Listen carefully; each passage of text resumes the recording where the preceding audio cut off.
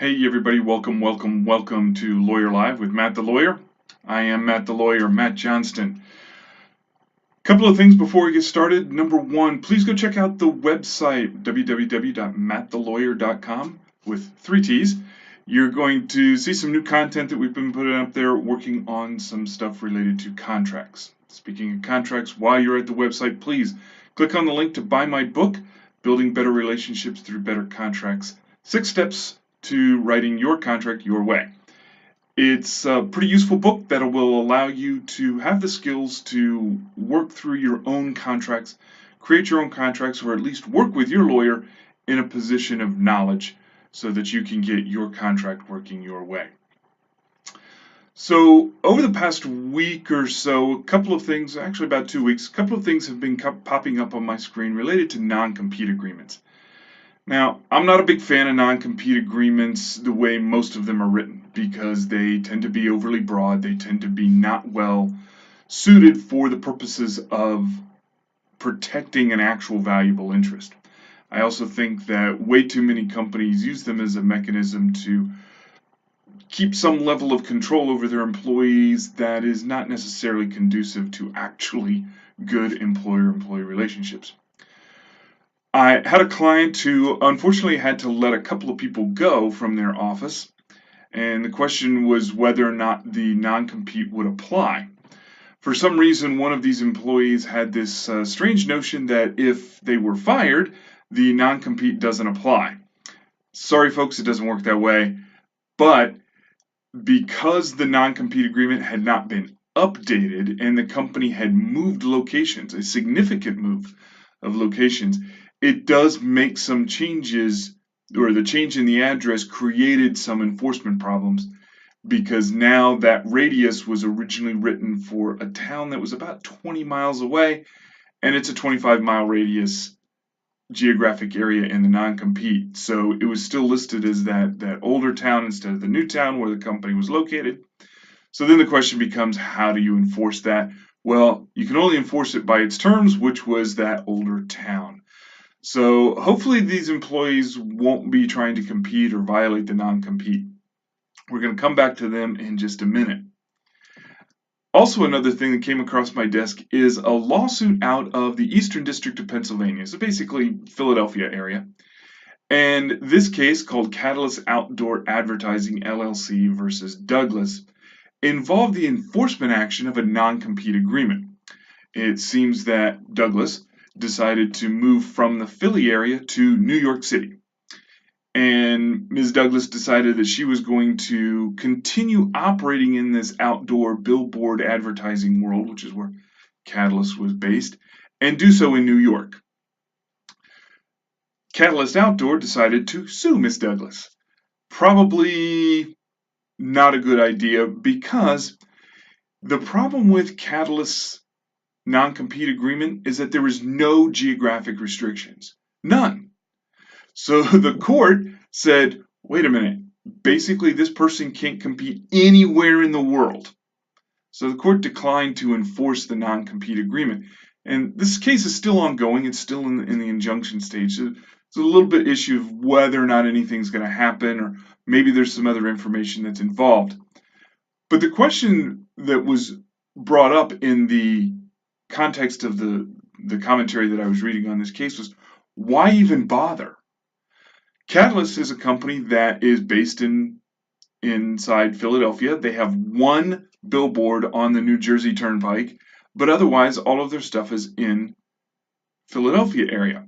So why try to go about enforcing this in a context that's several hundred miles away? Or not several hundred, it's about 2 hours away. From Philly to New York is about 2 hours. So the question was, why sue on this case anyway? And that does bring up a good question, because this person is probably not really going to compete, at least even if they go to work for a company that does outdoor advertising and billboards. Is there really a competition there?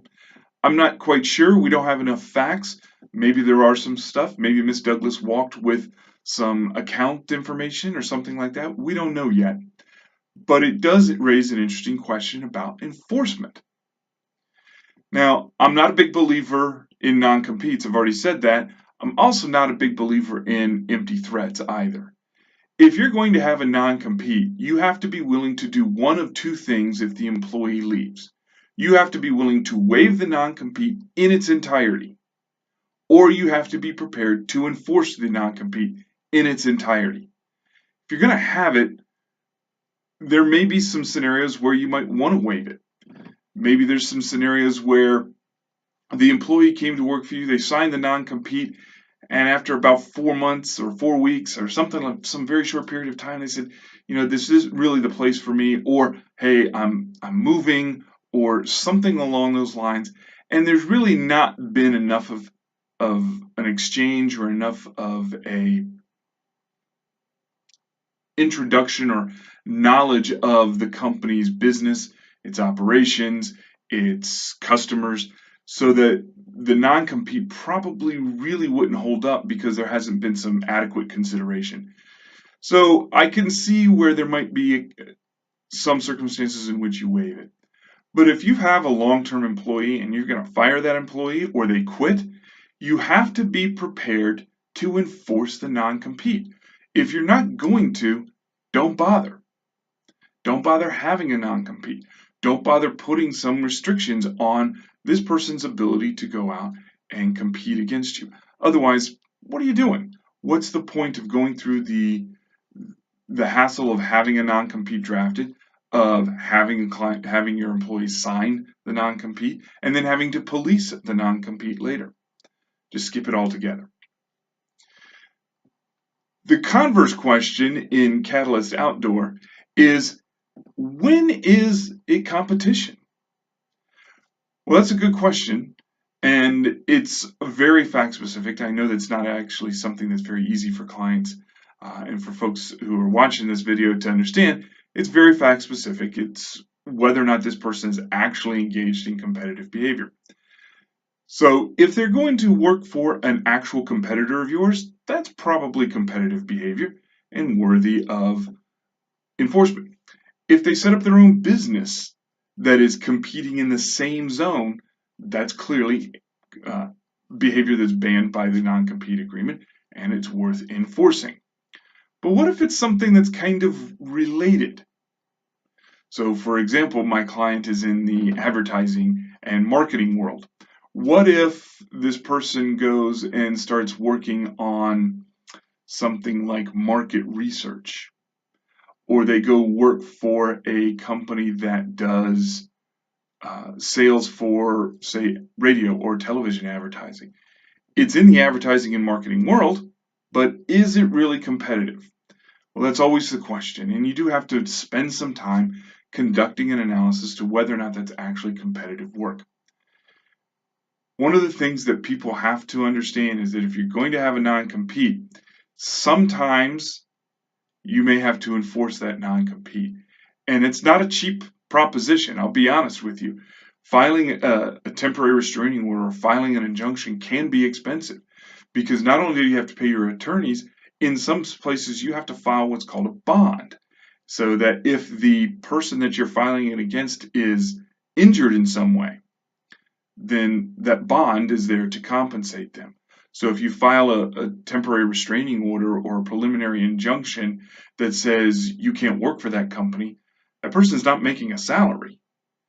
And if it turns out that the non-compete is unenforceable for whatever reason, that bond is forfeit to that person. They've lost that pay, and that's what they're entitled to get. So you have to pay for your lawyers, you have to pay for a bond. And you might be able to argue that a bond is not necessary, but I think more and more courts are starting to say, no, a bond is necessary. You're telling somebody they can't work for an employer that they had been hired by. So we go back to the question of, if you're going to have a non-compete, you have to be prepared to enforce it. And if you're not prepared to enforce it, don't have the non-compete. In the meantime, World Cup is coming up. I know this kind of puts this on a date, but World Cup is coming up. Go out and watch some live soccer. It's going to be fantastic. I will talk to everybody later. Bye-bye.